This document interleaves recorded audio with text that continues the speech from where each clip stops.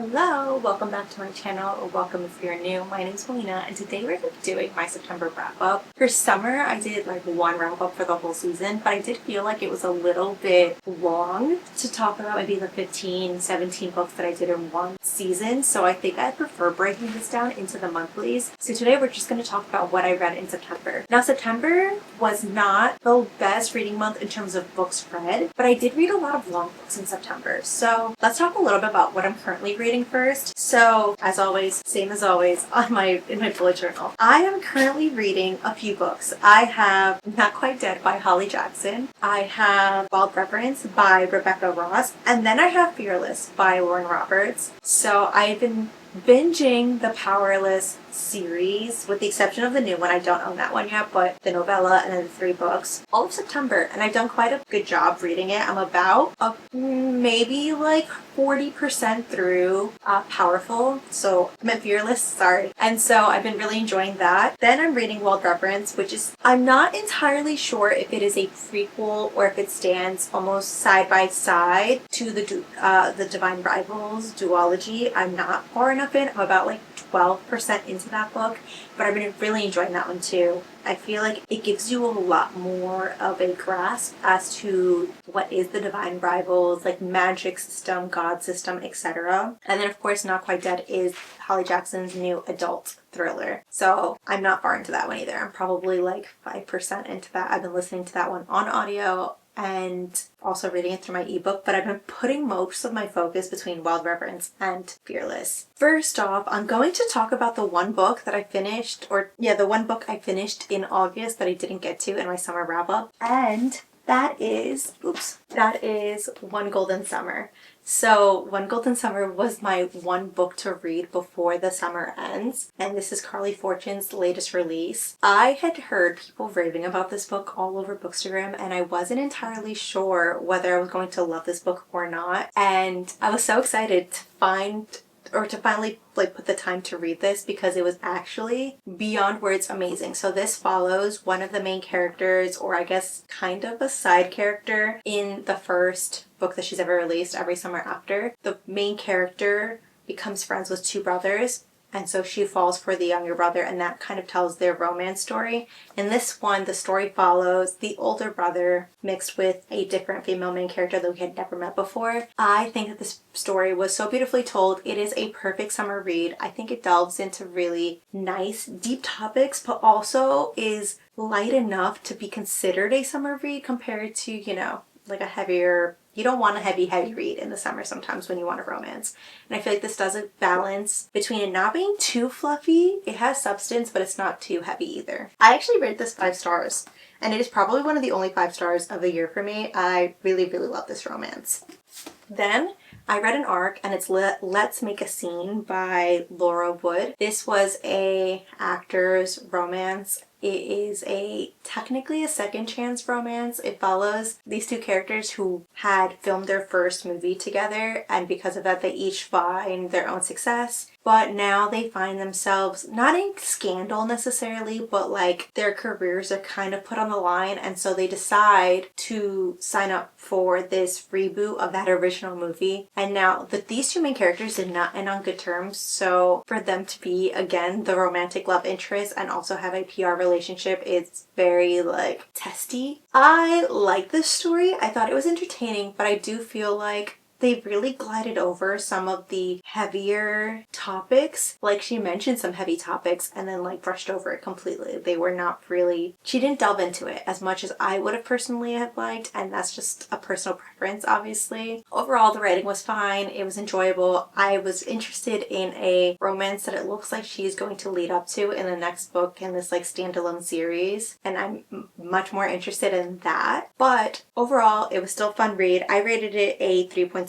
stars. Then I read Look Closer by David Ellis. If you did not watch my last video where I did talk about all-time favorite thrillers, you would be not surprised to know that I love this book.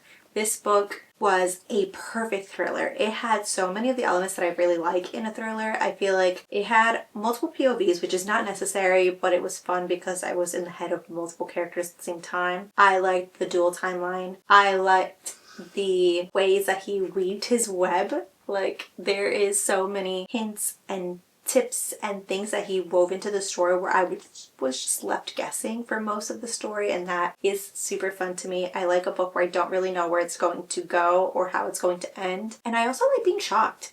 This book did leave me shocked. I really could not guess the ending, and I do like that a lot, because I feel like the last recent thrillers I've read have been okay, not great, and this is definitely a great one. Then I was lucky enough to have him join our online book club, so we got to meet him, and he was so nice. I cannot wait to read another one of his books because I genuinely love this one so much. This was a 4.5 stars for me. Then we're getting into the Powerless series. I read most of them. I'm currently, I said before, on the final one. So I have a lot of thoughts on this series. If I'm looking at it from the perspective of just Powerless, I think it's entertaining. The enemies to lovers with the longing, with the yearning and all that, I enjoyed. But in Powerless, if I'm just talking about Powerless by itself, while the world building was fun, and I do love a story that involves trials, the writing is not strong. She uses a lot of really unique sentences over and over and over as an analogy. It felt a little bit I don't know, it's not insta-lust or insta-love, it's just like an insta connection? I don't know. And I know that happens in real life, but something about the way that it's written sometimes was bothering me. I did like the multiple POVs, and I liked some of the side characters, but I also felt like some side characters felt so one-dimensional that like they're not memorable. I did like the ending in this, and the ending in this definitely made me want to keep reading the series, because this book alone, I rated it a 3.75. So like there is a lot of elements that I liked, and I liked the build up as to where this story was going to continue, but the writing definitely made me rate it lower. So then we got into the novella that goes in between the books. And this one, again, the writing just was not good. It was really not that impressive. And it kind of sucks because I feel like the story was really sad, especially when you know how this book ends based on the first book. I really liked getting to know these characters a lot, and I really, really thought that this story had a lot of potential to be a lot better if the writing was stronger. I rated this a 3.25 stars. I do feel like the story doesn't really add too much, and it really could have done a better job at adding more to the story or to the series in general, and it just didn't. But I still enjoyed this, and I also like that it's really short and quick. It's about 200 pages, and it's because it's really little, so it's probably closer to like 170 pages in reality. And then we got to the second book,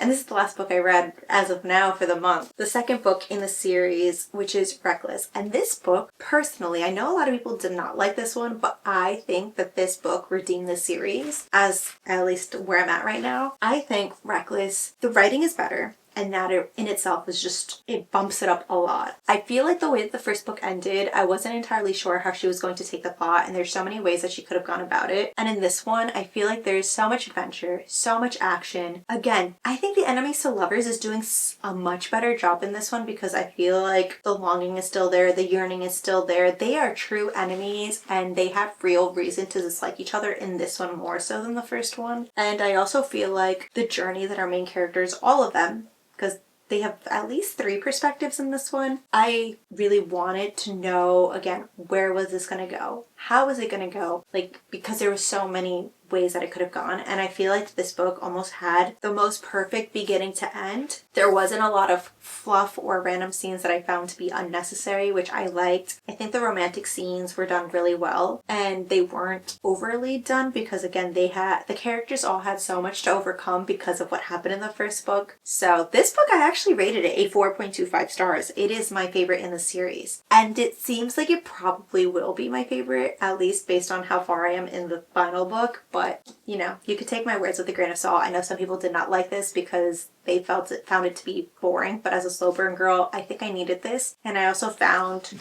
the world building to be really interesting in this one, and the character development and everything. I just felt like it gave the characters a lot more of that necessary groundwork to give them that character that, like, it's not character development necessarily, it just feels like the characters felt a lot more one-dimensional in the first book, but in this one I feel like they gave them a lot more layers, all of them, and I did like that a lot. And that's my September. It was not that, I didn't read that many. I mean, it's a lot of pages, but I didn't actually read that much, and I've been not putting too much pressure to myself to read because I was in a huge book slump between some parts of July into August, and I was reading a lot of more fluffy books, and so getting into, honestly, the Powerless series, while it was not highly rated, I think it was fast-paced enough that it got me out of my book slump, and it left me curious enough to want to keep reading. So for that, I am grateful. I don't know what I'm going to read next. I do have those 3 books I'm going to try to finish before the end of the month, but who knows how it's gonna go. But yeah, what did you guys read in September? Are you guys having a good reading month? Are you reading summer books still? Or have you finally moved on to fall books?